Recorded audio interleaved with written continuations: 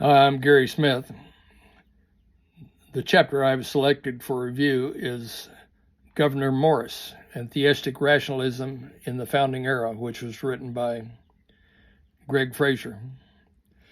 The chapter comes from a book entitled Faith and Founders of the American Republic. Fraser indicates that Morris most deserves to be remembered for his work and influence at the Constitutional Convention in Philadelphia in 1787, where he represented the state of Pennsylvania. Morris spoke more often than anyone at the Constitutional Convention and was an influential member of the important Committee of Style. Morris wrote the preamble to the Constitution.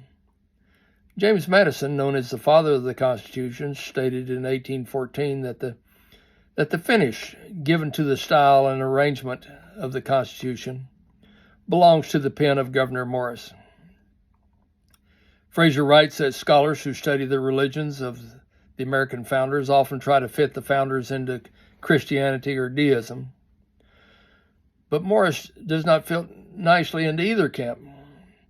Morris fits better into theistic rationalism, which is a hybrid belief system between Christianity and deism. Greg Fraser, in addition to authoring the aforementioned chapter, also wrote another chapter titled Theistic Rationalism Introduced, in a book titled The Religious Beliefs of America's Founders, Reason, Revelation, and Revolution. In this chapter, Fraser fleshes out differences between deism and theistic rationalism.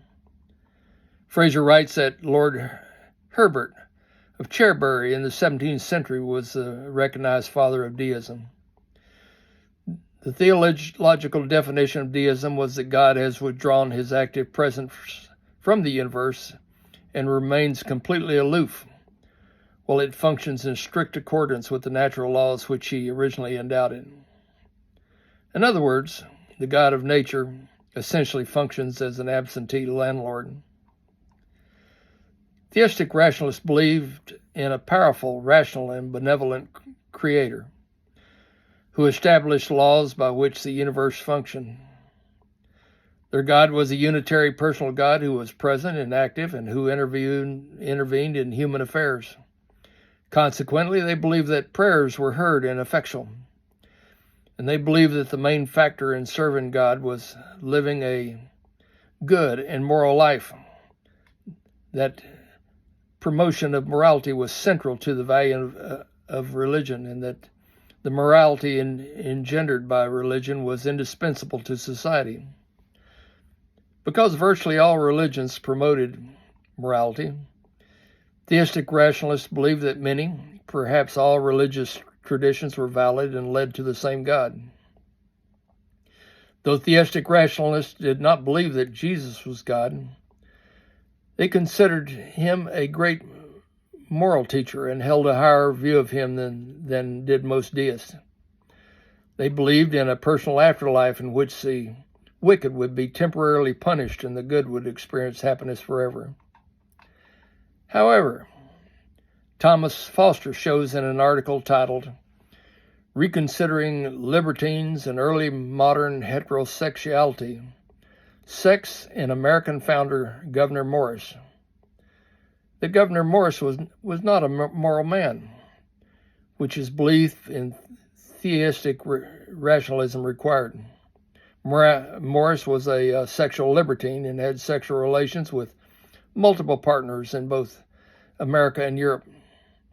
Morris went to France in January 1789 on the eve of the French Revolution, where he remained throughout the revolution. In 1792, he was appointed minister plenipotentiary to the revolutionary government in France. Morris remained in Europe for nearly 10 years. Morris kept diaries throughout his time that revealed sexual encounters with numerous women, most of them elite. Catherine Capel Meredith writes in Sketch of the Life of Gouverneur Morris that after Morris returned to America from abroad, he married a 34-year-old lady on Christmas Day, 1809. At the age of 61, Morris had a son that he named Gouverneur. Morris died in 1816 at age 65.